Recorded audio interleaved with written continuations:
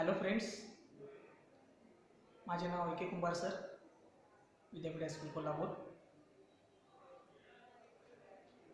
Real numbers याच्यावरचा मी video तुम्हाला पाठवलेला होता आणि या रिअल नंबर्समध्ये त्या व्हिडिओमध्ये दोन टाईप मी तुम्हाला पाठवलेले होते.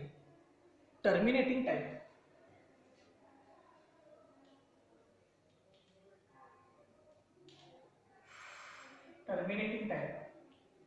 हा पहिला भाग होता, पहिला टाईप होता. आणि दुसरा जो होता तो नॉन टर्मिनेटिंग.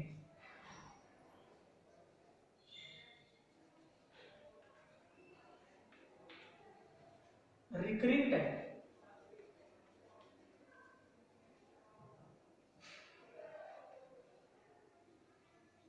आता याच्यामध्ये मी याचं एक एक्झाम्पल तुम्हाला देतो. First example, 2/5 is equal to 0.4. आणि याचं example 17/36 is equal to 0.47222 and so on. आता याच्यामध्ये जर तुम्ही पाहिला 2/5 इज इक्वल टू 0.4, म्हणजे या ठिकाणी जर 5 जर या 2ला जर भाग घालवला, भागाकार पद्धत जर अवलंबला, तर याचं उत्तर 0.4 असं येणार आहे. म्हणजे याच्या पुढे कोणतीही संख्या नाही आहे. आणि इथं जर बघितला 17/36 is equal to 0.47222 and so on, म्हणजे 36 न 17ला, 36 न 17ला जर भाग घालवला तर हा एवढा भागाकार येतो. आणि इथं जर बघितला तर एक संख्या अशी आहे ती रिकरिंग टाईप मध्ये आलेली आहे, म्हणजे त्याची आवर्ती झाली, ती संख्या पुन्हा पुन्हा आली. आता हेच आपल्याला जर लिहायचं असेल तर आपण कोणत्या पद्धतीने लिहू शकतो? 0.472. आता ही 2 जे आहे हे रिकरिंग टाईप मध्ये आलं, आवर्तीमध्ये आलं, पुन्हा पुन्हा आलं. त्यामुळे याच्या डोक्यावर आपण असं बारचं चिन्ह काढायचं. म्हणजे याचं रीडिंग कसं होणार आहे? 17/36 इज इक्वल टू 0.472 बार. 2 बार म्हणजे हे 2 आपल्याला या ठिकाणी रिपीट झालेलं दिसून येईल. तर हा भाग मागच्या व्हिडिओमध्ये आपण पाहिलेला आहे. याच्यावरचं एक्झाम्पल जे आहे, म्हणजे याच्यावरचा प्रॅक्टिस सेट जो आहे तो प्रॅक्टिस सेट आपल्याला बघायचा आहे. Practice set 2.1.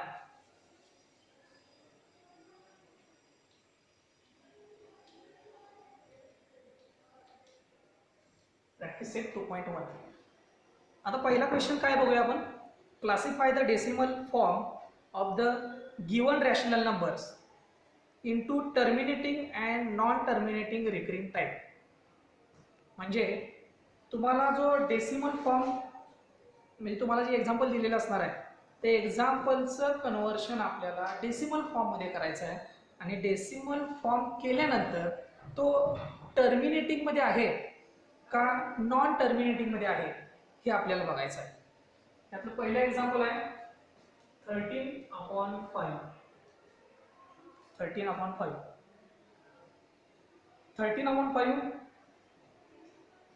5 न या 13ला भाग आपण घालूया.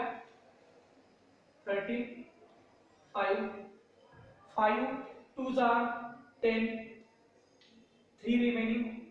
आता या 5 ने या 3ला भाग जात नाही, त्यामुळे इथं आपण पॉइंट दिला, इथं 0 घेतला. 5 6 जा 30 रिमेनिंग 0. म्हणजे याचा जो डेसिमल फॉर्म जो आला तो आला 2.6. आता हा टर्मिनेटिंग आहे का नॉन टर्मिनेटिंग आहे? तर ही संख्या जी आहे पुढची, पॉइंटच्या पुढची, ती काय रिकरिंग झालेली नाही आहे, त्यामुळं हा झाला टर्मिनेटिंग फॉर्म.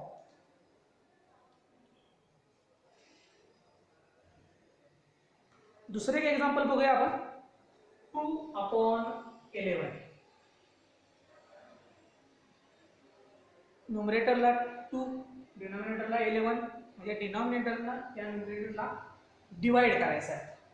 नेहमीची भागाकाराची पद्धत अवलंबायची. 2ला 11 भागायचं. आता इथं भाग जात नाही, 11 2 भाग जात नाही. आपण काय करतो? 0 घेऊन पॉइंट घेतो आणि इथं एक 0 घेतो. 11 1 जा 11. भाग हा 1चा बसला, 11 × 11 9 रिमेनिंग 0 मी वरचा घेतला. आता या ठिकाणी 11 आहे आणि इथं 90 आहे, म्हणजे 11चा पाडा आपल्याला 90 पर्यंत म्हणायचा आहे. 11 80s 11 8s are 88 रिमेनिंग 2. आता इथं जर बघितला तर इथं 2 आहेत आणि इथं सुद्धा 2 होते, म्हणजे आता समजा मी जर इथं 0 जर घेतलं आणि पुन्हा जर भाग घालवायला लागलं तर संख्या आपल्याला रिपीट झालेली दिसून येते बघा. 11 1 जा 11 रिमेनिंग 9 पुन्हा 0 घेतला. 11 8 जा 88 रिमेनिंग 2, म्हणजे 2/11 इज इक्वल टू 0.1818. म्हणजे या ठिकाणी एक नंबर या ठिकाणी रिपीट झालेला आहे, तर 18 हा नंबर जो आहे हा रिपीट झाला, हा रिकरिंग झाला. म्हणजे लिहिताना कसं लिहायचं 0.18 बार 0.18 बार, आणि हे 0.18 बार याच्यामध्ये आल्यामुळं हा झाला non terminating recurring type. Non terminating recurring type म्हणजे आता याच्यावर आपल्याला काय लक्षात येतं, तर पूर्ण भाग जर गेला आणि संख्या जर रिपीट नाही झाली तर हा टर्मिनेटिंग फॉर्म मध्ये येणार आहे, आणि इथं मात्र संख्या जर रिपीट व्हायला लागली किंवा पूर्ण अंक जर रिपीट व्हायला लागला तर तो नॉन टर्मिनेटिंग रिकरिंग टाइप मध्ये. 2 एक्झाम्पल मी शिकवलेले आहेत, याच्यातली उरलेले जे एक्झाम्पल आहेत त्या उरलेले एक्झाम्पल तुम्ही सोडवायचे आहेत. हा झाला क्वेश्चन 1. क्वेश्चन 2 काय आहे बघूया आपण.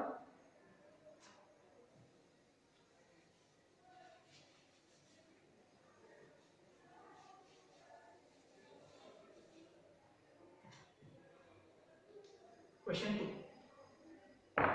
Write the following rational numbers in decimal form. Rational number तुम्हाला दिलेला असणार आहे. Rational number means numerator denominator अशी जी संख्या असते त्याला आपण रॅशनल नंबर म्हणतो, आणि तो आपल्याला डेसिमल फॉर्म मध्ये त्याचं कन्व्हर्जन करायचं आहे. पहिले एक्झाम्पल बघूया आपण. 127/200 डेसिमल फॉर्म मध्ये करायचं आहे, म्हणजे आपल्याला या ठिकाणी भागाकाराची क्रिया करायची आहे. ती भागाकाराची क्रिया आपण बाजूला करूया. 127/200 ने याला डिवाइड करायचं. 127/200 ने आपण याला डिवाइड करणार आहे. आता या ठिकाणी जर बघितला तर या 127 पेक्षा 200 मोठा आहे, म्हणजे पहिला जो भाग असणार आहे तो पॉइंटचा असणार आहे, आणि याच्यावर एक 0 ऍड करायचा. पॉइंट दिल्यामुळे इथे 0 ऍड केला, आणि मग आता भाग घालवा. याच्यापेक्षा ही संख्या मोठी झाली तर भाग घालवत असताना काय करायचं, यातली पहिली संख्या इकडची आणि यातली या दोन संख्या या दोन्हीचा विचार करायचा. मोठ्या संख्या दिसतात, भाग घालवताना या दोनचा पाढा या 12 पर्यंत म्हणायचा.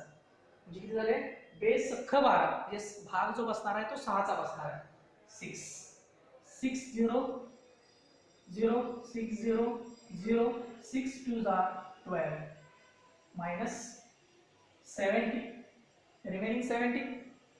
पुन्हा वरून घेतला 0. आता 200 आहे आणि इथं 700 आहे. 2 आहे इथं 7 आहे, यातली पहिली संख्या 2, यातली पहिली संख्या 7. 2 3 6 2 4 8, म्हणजे याच्यापेक्षा मोठं होणार. 2 3 6, त्यामुळे इथं 3चा भाग असणार. इथं आले 600. 100 रिमेनिंग. पुन्हा 0. 2 10 2 5 10. 5चा या ठिकाणी भाग बसला. 5 into 200 1000 remaining 0. Therefore 1/27/200 is equal to 0.635. म्हणजे हे जर आपण विचार करायला गेलो तर हा कोणत्या टाइप मध्ये येणार बघा. आपण जे 2 टाइप घेतले त्या 2 टाइप मध्ये कोणत्या टाइप मध्ये येईल, तर हा रिकरिंग टाइप मध्ये येणार. ओके, आता याच्यातलं थर्ड एक्झाम्पल जे आहे ते थर्ड एक्झाम्पल मी तुम्हाला घेणार आहे. थर्ड एक्झाम्पल बघा. थर्ड एक्झाम्पल मध्ये काय दिलंय, 23/7. याच पद्धतीने आपण या ठिकाणी भाग घालूया. इथे घेतले 23, जे न्यूमरेटरची संख्या असते तिथं आत घ्यायची आणि 7 या ठिकाणी घ्यायची. 7 ला 23 ला आपल्याला डिवाइड करायचा आहे. 7 3 21 भाग जातो, पूर्ण भाग गेला. रिमेनिंग 2. मात्र आता इथं जर बघितला तर भाग जात नाही. इथं 7 पेक्षाही लहान संख्या आली, त्यामुळे इथं पॉइंट घेतला आणि इथे घेतला 0. 7 2 14. 6 रिमेनिंग 0 घेतला वरून. 7 8 56. 4 रिमेनिंग. 7 5 35. 5 रिमेनिंग 0 घेतला. 7 7 49. 1 रिमेनिंग. आता मी या ठिकाणी करतो बघा. 0 घेतला. 7 1 7. 3 रिमेनिंग. 0 घेतला. 7 4 28. 2 रिमेनिंग. आता ही 2 संख्या जी आहे, 2 संख्या जी आहे, इथं जर बघितला तर इथं सुद्धा 2 आहेत. म्हणजे पुन्हा जर मी याच्यावर 0 जर घेतला तर इथून पुढे पुन्हा संख्या रिपीट होत जाणार आहे. 7 2 14. राहिले 6. म्हणजे 6 परत 0 घेतला तर हाच भाग बसणार, हे पुढचा 8 चा भाग बसणार, परत 5 चा भाग बसणार. म्हणजे या ठिकाणी मला जर ही संख्या लिहायची असेल तर इथून 2 पासून ही संख्या पुन्हा रिपीट होत गेली, म्हणजे रिकरिंग होत गेली. म्हणजे लिहिताना मी कसं लिहिणार? 3.285714 बार. म्हणजे जिथून जिथपर्यंत तुम्ही बार दिलेला आहात तिथून ती संख्या काय होत गेलेली असते, रिपीट होत गेलेली असते. Therefore 23/7 is equal to 3.285714 बार. ठीक आहे. ह्या प्रश्न